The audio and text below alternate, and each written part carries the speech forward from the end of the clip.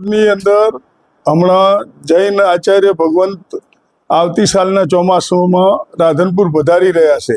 જ્યારે સારા રસ્તા નહોતા એના માટે કરી અને એક પ્રતિનિધિ મંડળ હર્ષ સંઘવી સાહેબને મળી અને 8 કરોડ રૂપિયા મંજૂર કરાયેલા.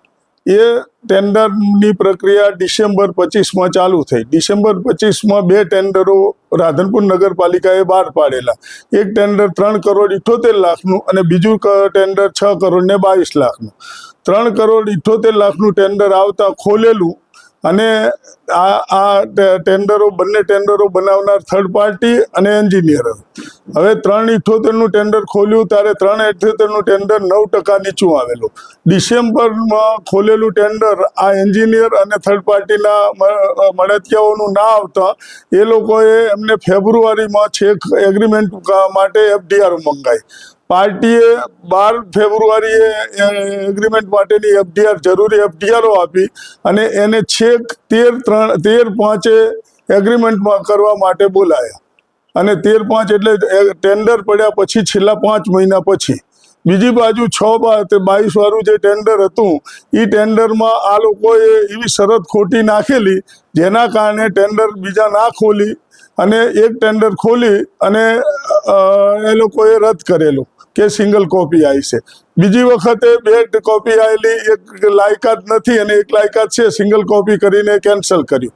જ્યારે આ લોકોની એન્જિનિયર થર્ડ પાર્ટી કારોબારી ચેરમેનના મળતિયાનું ટેન્ડર આવ્યું 40% ઊંચું.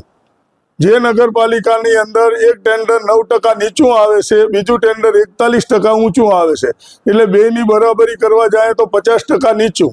એ કારોબારીના ચેરમેન અને એન્જિનિયરે મળી અને 41% ઊંચાવાળું ટેન્ડરને કારોબારીમાં લઈને ના મંજૂર કર્યું અને તરત જ બીજી વખત ફરી ટેન્ડર પાડી અને મળતિયાઓને એમ કીધું કે તમે 41% નહીં, હવે 50% ઊંચું ભરો. અને બીજા દિવસે કોઈને ખ્યાલ આવ્યા વગર 5 દિવસની નિવિદા પાડી અને 50% ઊંચું ટેન્ડર આવ્યું અને કારોબારીએ 41% એમને નેગોશિએશન કર્યા વગર 41 કે 35% ઊંચું માન્ય રાખી અને ઉપર મૂકેલું છે.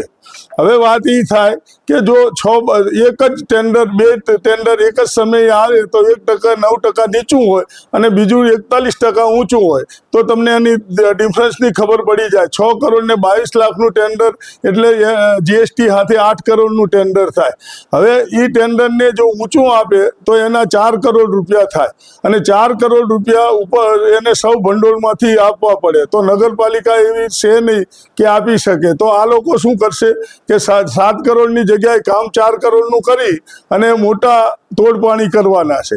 બીજું, કારોબારી ચેરમેન પોતે ખુદ એમ માને છે કે બધા સભ્યો મારા છે, એટલે દેવજી પટેલના આ ધારવા મુજબ અને પોતેની જાતને ગણી અને નગરપાલિકાના પ્રમુખ કે ઉપપ્રમુખને આ કોઈ વાતને ખબર નથી અને એમણે કારોબારીમાં મંજૂર કર્યું છે.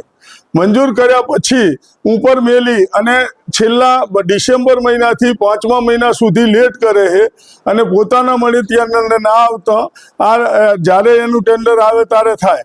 બીજી બાજુ મહારાજ સાહેબ જૂન મહિનામાં આવવાના છે, જુલાઈ મહિનામાં, અને તાત્કાલિક કામ પૂરું કરવા હાટું કરીને આ ગ્રાન્ટ સ્પેશિયલ મંજૂર કરાયેલી છે. તેમ છતાં એ લોકો આજ સુધી નથી કરતા અને ફરી ઉપર મૂકશે અને ઉપર મૂકી અને આ ટેન્ડર પાસ થશે ત્યારે અમે ચોમાસું આવશે અને રાધનપુરની નગરપાલિકામાં ભારતીય જનતા પાર્ટીના વિકાસના કારણે 28 બેઠકોમાંથી પાર્ટીને 26 બેઠકો આલી અને રાધનપુર નગરપાલિકાએ એક જ વિશ્વાસથી કામ કરેલું છે કે રાધનપુરમાં વિકાસ થશે અને રોડ રસ્તા બનશે. એની જગ્યાએ આ એક ચાલી રહ્યું છે. આપણા આપ દ્વારા કોઈ રજૂઆત કરવામાં આવી? આ બાજુની રજૂઆત માટે એના ઉપપ્રમુખ અને પાણી પુરવઠાના ચેરમેન એ બંને જણાએ કારોબારી ચેરમેન નગરપાલિકાના પ્રમુખશ્રીને લેટર આપી અને આ ટેન્ડર ના મંજૂર કરવા માટે કીધેલું, પણ એમની કોઈ વાત સંભળાણી હોય એવું લાગતું નથી. કોના માટે? અમે સત્તાધારી પાર્ટીને આપણે તો કહી શકીએ છે, આપણે એક જાગૃત નાગરિક તરીકે.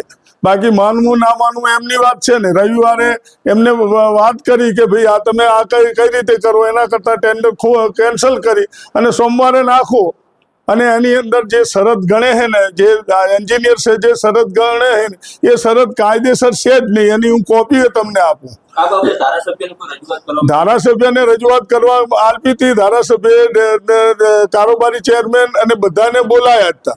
તો એમને એક જ વાત કરી કે બાકીના આમાં આવતા નથી, એટલે અમે એના ટેન્ડરો રદ કરીએ. ધારાસભ્યશ્રીએ તો સ્પેશિયલ ગ્રાન્ટ મંજૂર કરાઈ છે. ધારાસભ્ય તો સતત ધક્કા ખાઈ અને આખું રાધનપુર માટે 84 કરોડની પાણીની લાઈને લાવે છે. પણ આ લોકોને બસ મગજમાં એમ જ છે, અંદરો અંદરની ખરબૂટમાં ચેરમેન અને આ બધાની. અને દેવજી પટેલ પોતાની જાતને એમ માને છે કે હું ભાવિ ધારાસભ્ય છું, મને કોઈ કહેનારું નથી. બરોબર. રાધનપુરની સ્થિતિ શું છે? રાધનપુરની સ્થિતિ તો તમે જોવો તો પેરિસથી સારા કણાવે એવા રોડો રાધનપુરમાં છે. આજની તારીખમાં તમે 4 રસ્તાથી ગામમાં જાઓ તો રોડની તમને ખબર પડે. અને હમણાં ચોમાસું આવશે ત્યારે એ પછી તમે જોજો કે શું હાલત થાય. રાધનપુર નગરપાલિકાના કયા કોર્પોરેટરો ભરેલા છે? આની અંદર કોર્પોરેટરો તો કાં તો બીકના કારણે અને કાં તો એમને ભરેલા હોય એ રીતે ક્યારેય કોઈ રજૂઆત કરી નથી. નહીતર તો કોઈ પણ ટેન્ડરની 5 મહિના એગ્રીમેન્ટ ના થાય એવું બની શકે. કારોબારી ચેરમેન ઉપર કોને હાથ હોઈ શકે? આ બધું સમગ્ર આ બધી સ્થિતિ. કારોબારી ચેરમેન પોતાની જાતને ભાવિ ધારાસભ્ય માને છે. એને એમ કે માને કોણ કહેનારું છે. પોતે જે પ્રમુખ હતો તારે એ ક્યારેય ફોન લોકોના નથી ઉપાડ્યા. આજે કારોબારી ચેરમેન છે, તમે અત્યારે ફોન લગાવો, ફોન નહીં ઉપાડે તમારો. 1 વર્ષ પહેલા રોડ બનાવેલા તૂટી ગયા છે. હા, એ તો તૂટી ગયા છે અને કામ બરોબર નથી. કોણ દેખરેખ રાખે?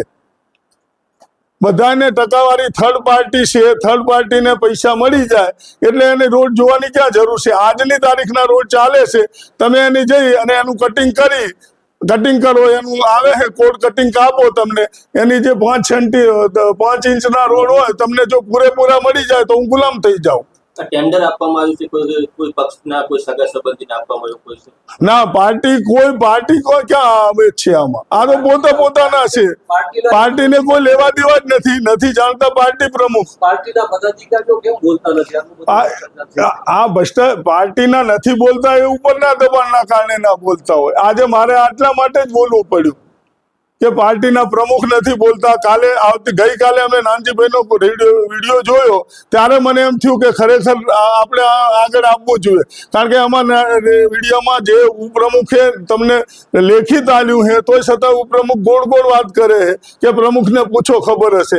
જ્યારે ઉપપ્રમુખે તો લેખિત આપી દીધેલું છે તો એને ખબર જ છે કે આ છે, છતાં એ ચૂપ રહે. ઓકે.